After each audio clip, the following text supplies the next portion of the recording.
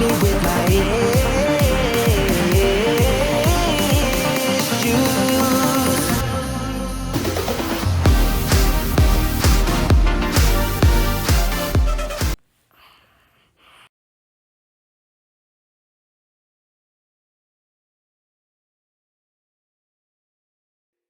So here's the Dr. Lori website, done very nicely. And this is what I got, the one price unlimited appraisal. I've heard of other people getting these. You can even kind of read in some of my comments on part 3 of the other videos of some other people's experiences. But since this is the one I got, this is the one I will be talking about. When I did it, it was a whole lot cheaper.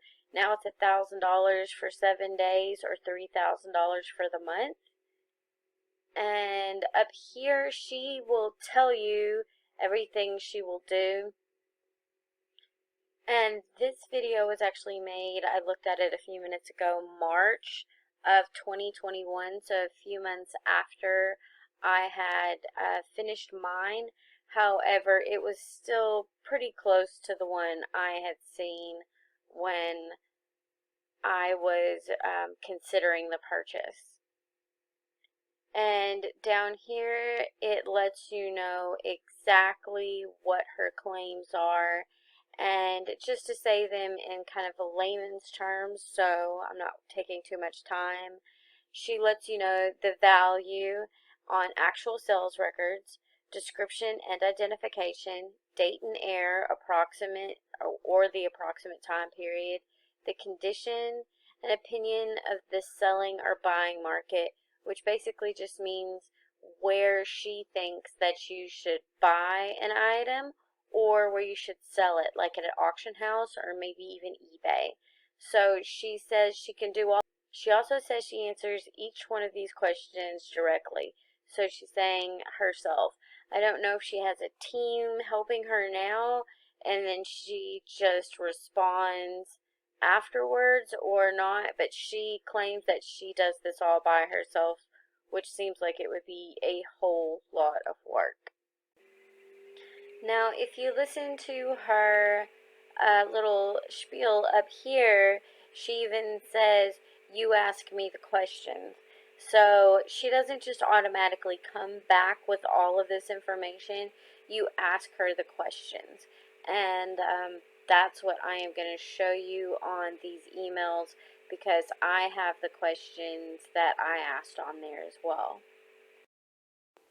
So in my guest room, I still have this big, wonderful charger that I sent her a long time ago. And I just wanted to show you guys, I still have a lot of these pieces.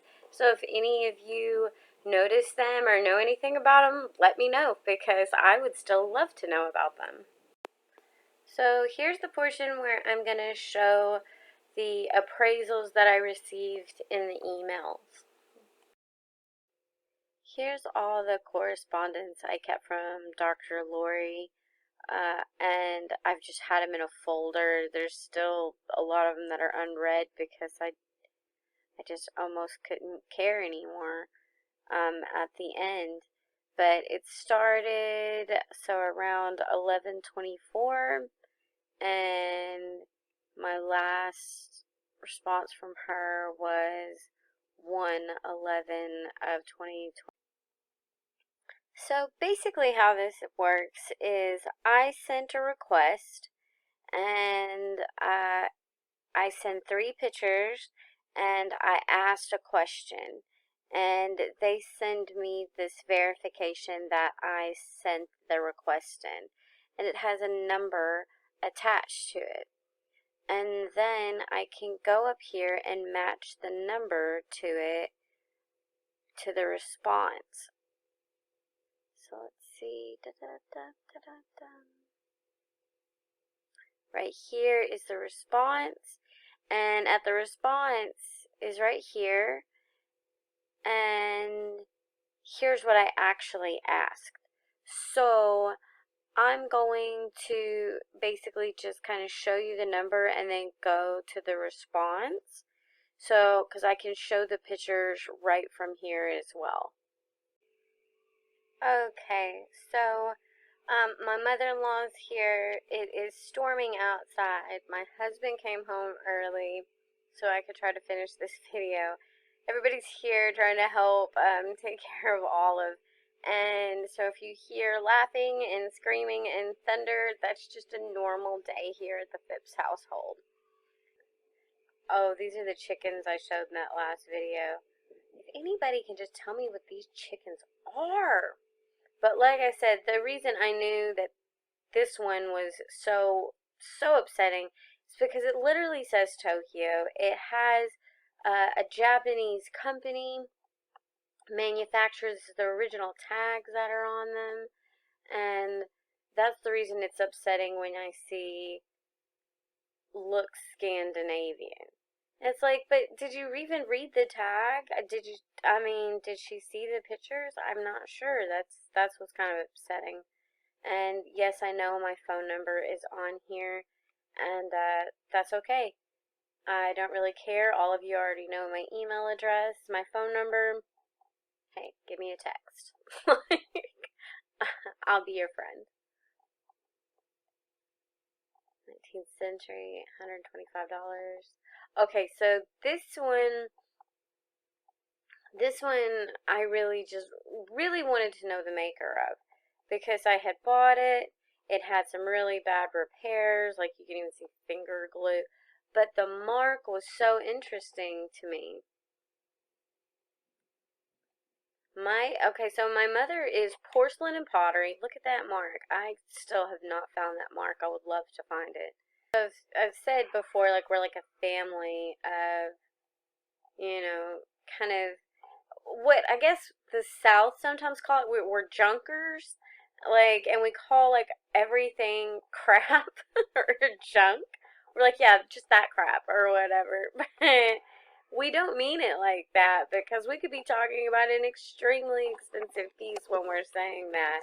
But my mom was always the pottery and porcelain person, and then my father was always extremely good at glass, naming glass and knowing all the makers. He can pick up stuff that's unsigned, everything. He can tell you everything about it. It's amazing. And my mom can do the same thing with lots of pottery. And I've always been good with jewelry and antique Christmas and toys. So, and then my brother, my oldest brother, who's 9 years older than me, he's really good with jewelry as well.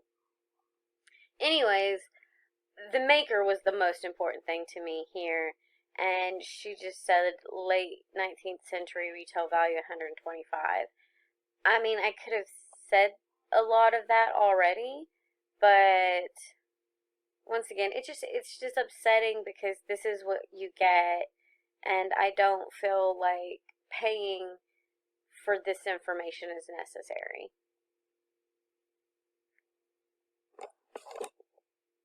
Retail value $200.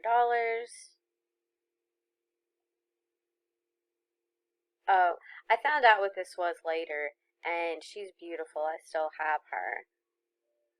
She's a little girl dancing in spring. At the time, though, I didn't know what this mark was.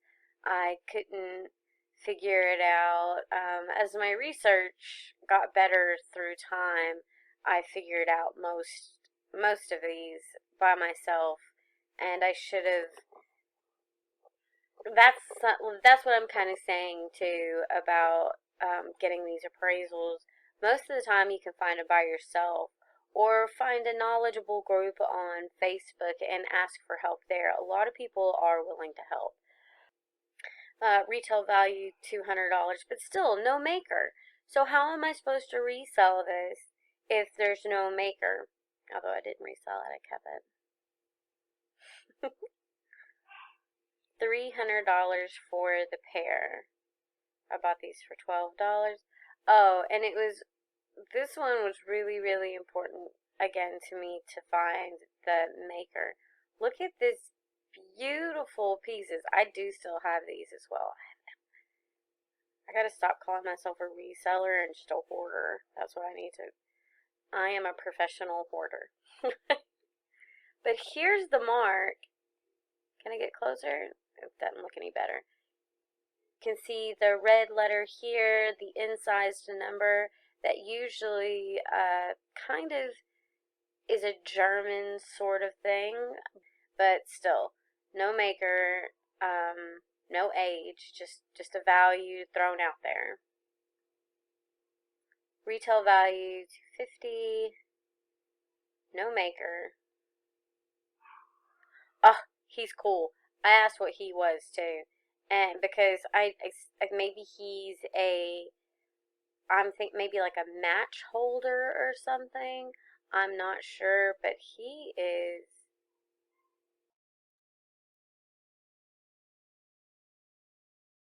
retail value. Oh, this is a monumental Dresden piece by Richard Klemm. It's stunning.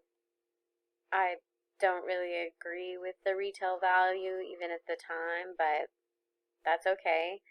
People can agree to disagree about the value on things. This is this is the thing I showed, I think, at the front. And I bought it at an auction, so I got it fairly cheap. Here's the mark on the back. And I still have zero idea what it is. But this came in a lot of different chargers, like a lot of 3 different chargers, if that makes sense. And I think I gave like $130 for like all of the chargers together. And the other ones were extremely high end. I never heard of them. I sold them. I didn't care as much. But she doesn't tell me the maker. She just says retail value $350. So she's throwing a price out there, but she doesn't know the maker, the brand. And that's just kind of odd to me, because how can you value something if you have no idea what the brand is? But just keep this in mind that she says this is $350.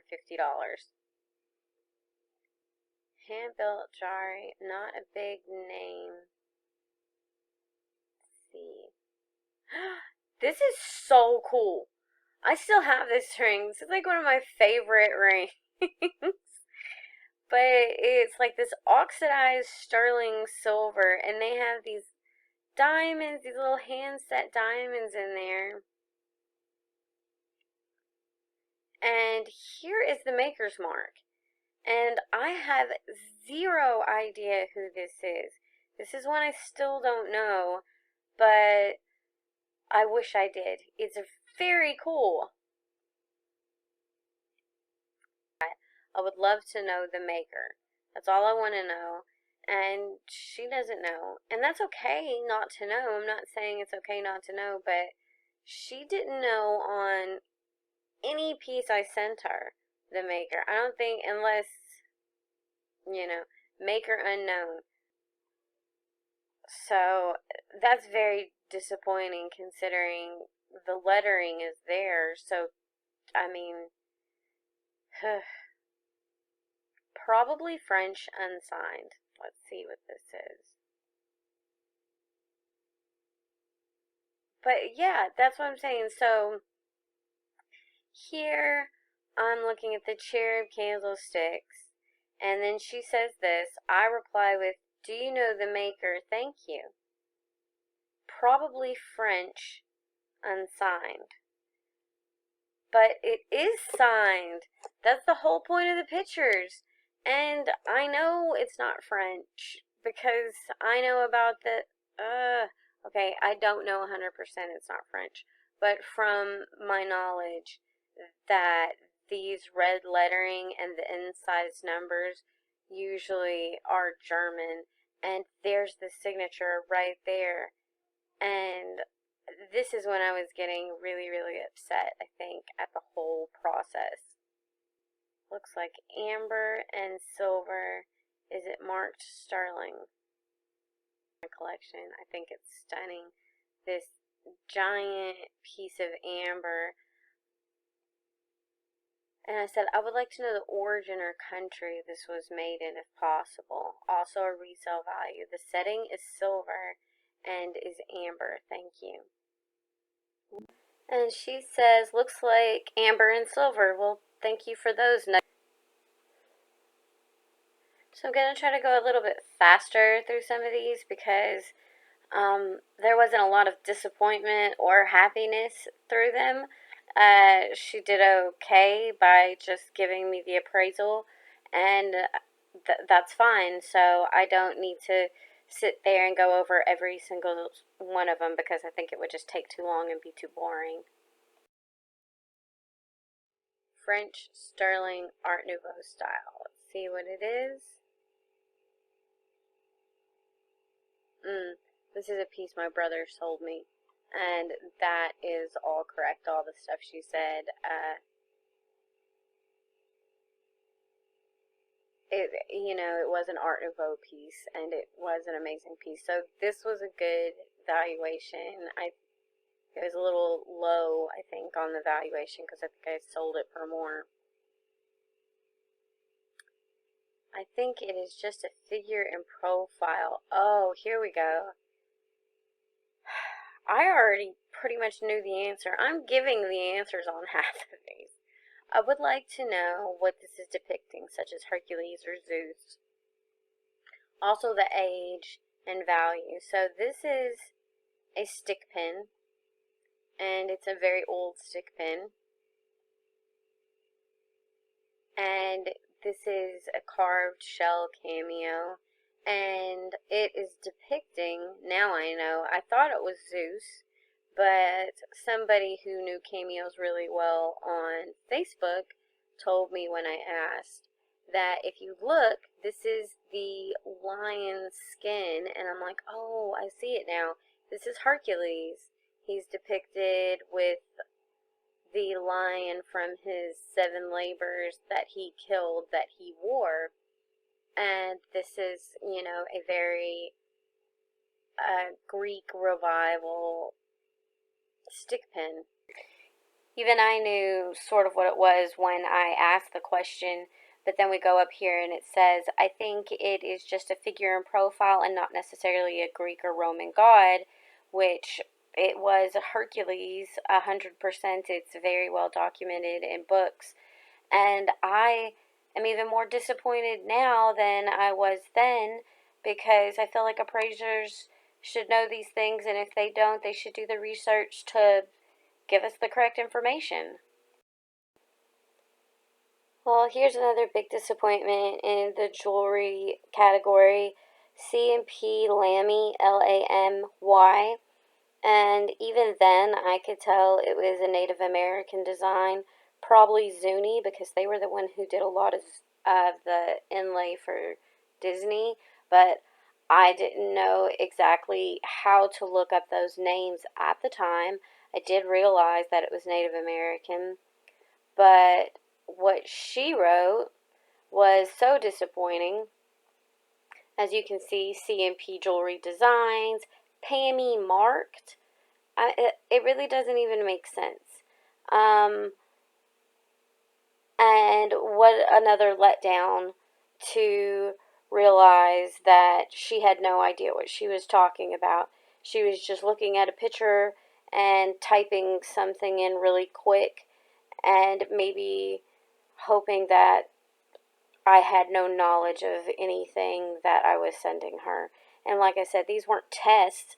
I didn't know at the time. I was not as well studied on the research.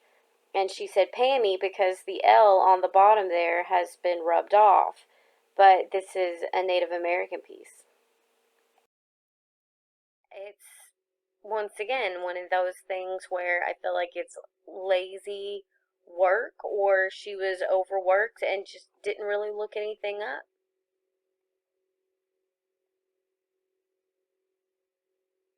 Real silver. I don't understand.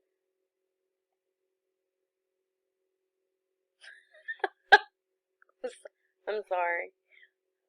I got this piece, and I thought it was beautiful. Look at this. Look at this peacock or peafowl, whichever one it is. And it's sitting on a branch, and it's just beautiful. And it is a Victorian piece, real silver registered. I've still never seen another one of those, but look at this sunset mark on the back. It's very nice. This is a silver brooch that came from England, but I do not know if that is the origins. I cannot find the maker of the piece. Love to know the maker and price, please. Circa mid 1900s. So incorrect. Okay, like so incorrect. Let me just look at this hinge. Okay, guys, look at the hinge. This is an original hinge on this piece. And it is a tube hinge. And they stopped putting this on jewelry like before the 1900s. And she says it's mid 1900s, not mid 19th century, because I mean, it's just I don't understand. I'm so mad. I don't know about the retail value. That could have been correct. Real silver.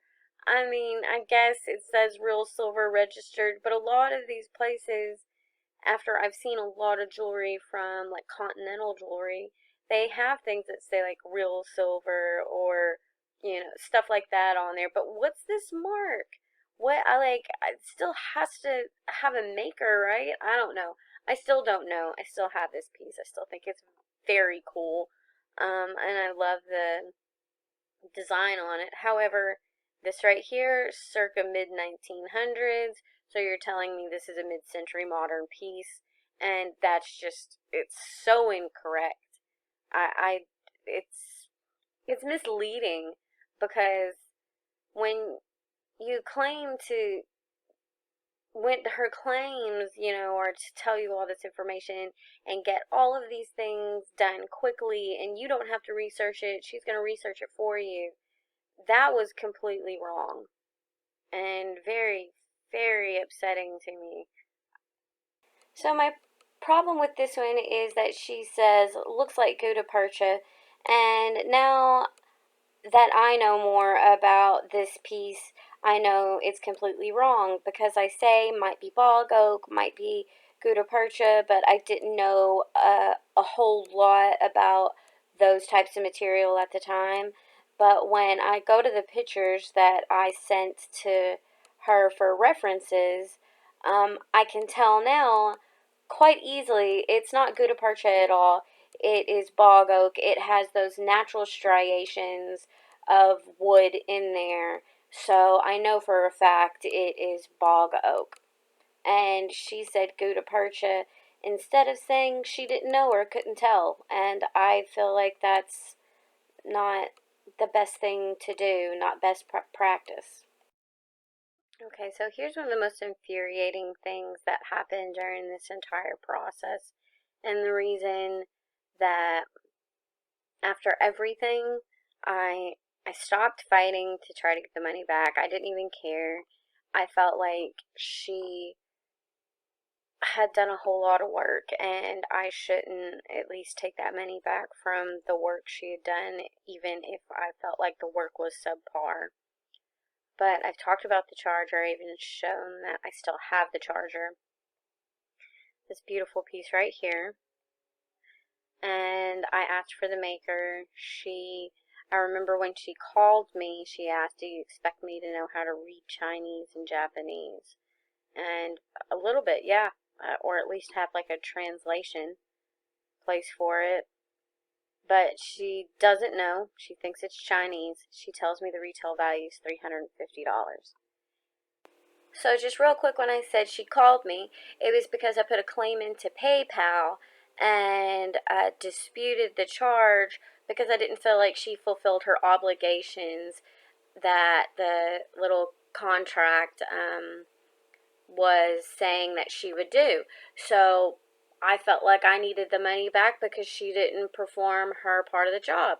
So that happened before, and then she called me and wanted to know what she needed to do for me to, cut off the dispute. So I told her there was things that I really wanted and I didn't feel like she answered. So she then wrote me a few times My dad was going through his surgeries at this point because this was right around January. And I think my dad had his surgery like January 9th of 2020. So I was doing a whole lot of stuff with him right then. But I told her that, yeah, or she told me that resend them and she will try to answer them again. So that's the reason I did talk to her on the phone, because she did personally contact me to, her credit. Here is me resubmitting.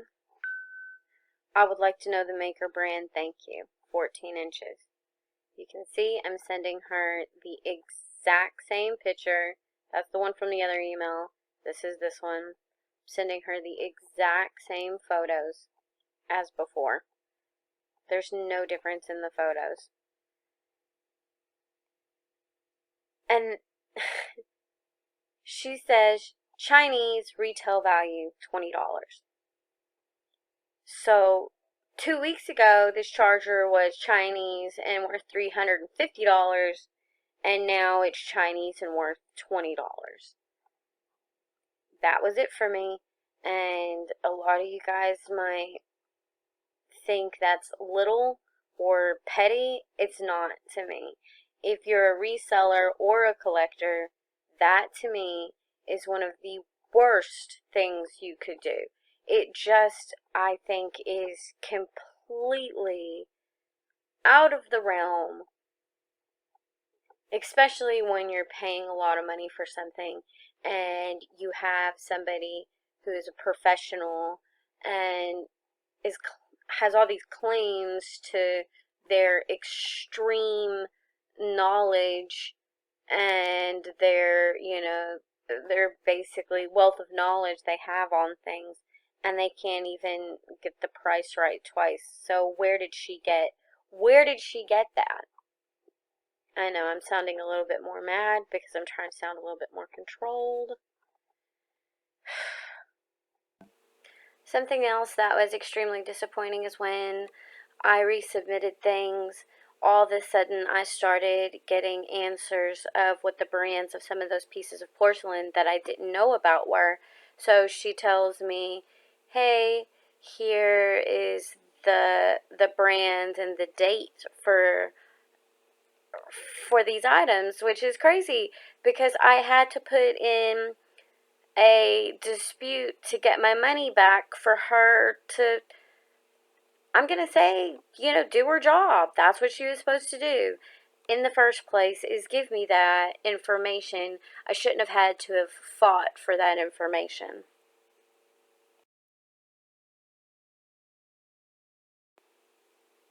So I don't want to make it out that she's a terrible person, though, because I don't know her personally. I know the phone call I had was, I didn't feel like a very nice phone call, but also, uh, I did write her back. She wrote me a couple times, and then I wrote her back, kind of telling her why it was taking me a little bit of time to respond, telling her about my father and my daughter. And she was very nice, and it seemed like she had calmed down a lot in the emails and was a lot nicer after that. I feel like that's a reason we should always be nice, though, because we never know what each other's going through. And I don't know, maybe she was going through something at the time that made her make a lot of these poor appraisals, but also I've heard a whole lot from other people that about the same thing has happened to them. But I don't want to speak on their experience because I don't know what it is. I just wanted everybody to know, though, that I don't think she's a terrible person because I don't know her and I can't judge people. That's not what I should do, or I feel like maybe anybody should do personally. So what's the takeaway here? She didn't give me one maker mark the entire time unless it was already signed, or I basically said what it was in my description. If it was just a mark, she never identified that mark for me. And she identified a few of them after I made the dispute, but beforehand, she didn't do that at all. She had misinformation about jewelry pieces. There's clearly antique jewelry pieces that she was identifying as mid-century modern. She had misinformation on a lot of the appraisals. The appraisals were short and concise and usually didn't answer my questions.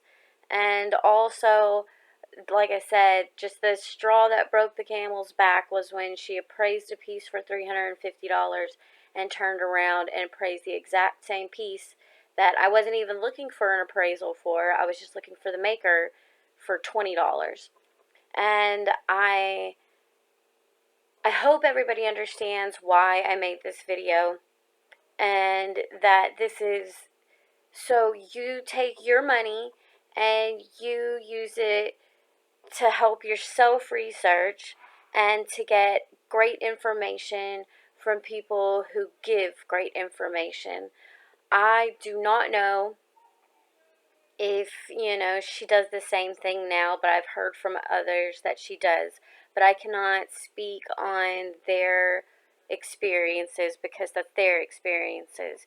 All I can do is show you what mine was. And for $1,000, I think you could probably take that $1,000 and spend it much more wisely to get more information. Go to Facebook, go to some of these other sites, ask friends, ask people on YouTube, for some help before you go spend all of this money and can possibly be extremely disappointed or even misled, even if it's not on purpose. Even if I'm not saying she's doing that on purpose. I'm just saying maybe all of her claims about having all of this knowledge aren't as trustworthy as she would like us to think.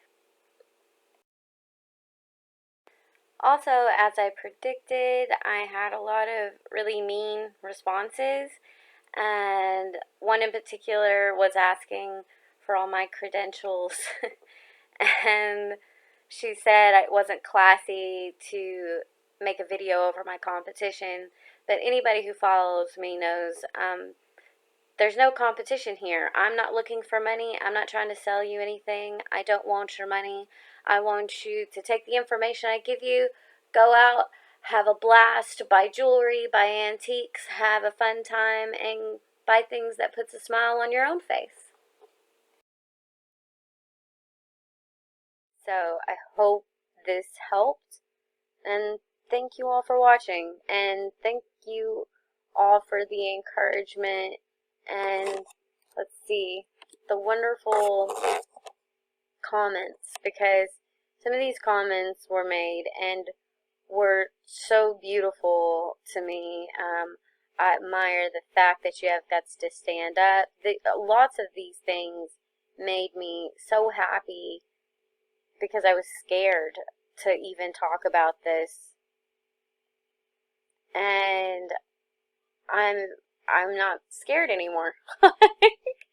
So thank you all.